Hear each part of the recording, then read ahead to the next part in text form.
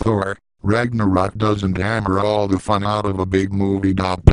So the first Thor was rather small scale and charming. It didn't take itself seriously. Then the second Thor came along with a bad case of blockbuster-itis, which obliterated most, but not all, of the appeal of the first movie. And now we get Thor, Ragnarok, which, aside from having one of the world's worst titles, combines aspects of both its predecessors and in the best possible way. It's a big movie. That was foreordained. There's no going back from big. The rule with action series is that they must get bigger and bigger until they actually explode. But this time it's not too big. Thor, Ragnarok, has a lot of human appeal and a spirit of silliness that it never loses and yet always carefully manages, so that the silliness remains an ongoing source of delight without ever undercutting the impact of the action.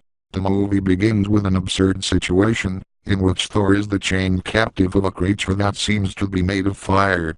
The fireman is enormous and has a body that's like a thin layer over an inferno, a look that is intentionally borderline ridiculous. Much of this movie resides in that discreet sort of intentional borderline ridiculousness. After making some wisecracks, Thor, Chris Hemsworth, finds a free hand to reach for his hammer, and what follows is an action sequence that's rousing, tongue-in-cheek and resolved in a slapstick sight gag. So the tone is set within 5 minutes. This is going to be fun. Thor, Ragnarok, lives up to that promise, despite a more than 2-hour running time.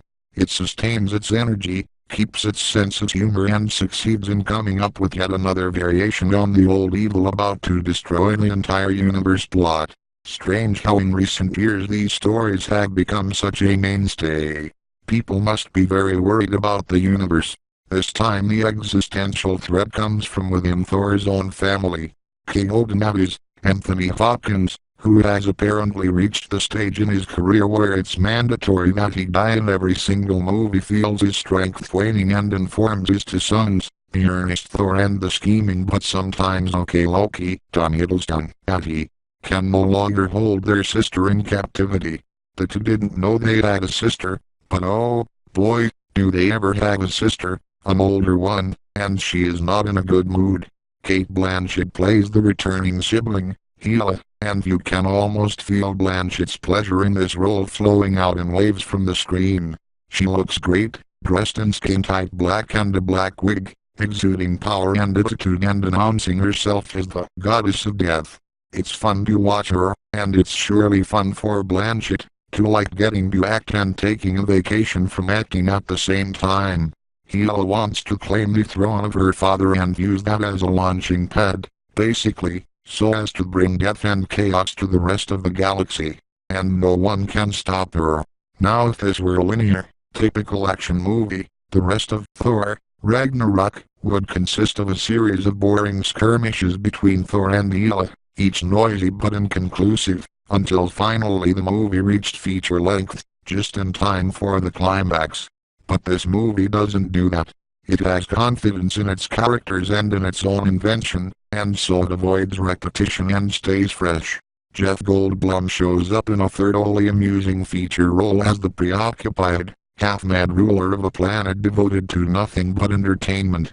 Benedict Cumberbatch pays an enjoyable visit as Doctor Strange, and Mark Ruffalo has some funny moments as Bruce Banner, the scientist who must not get excited lest he turn into the Hulk. All of them benefit from playing off of Hemsworth.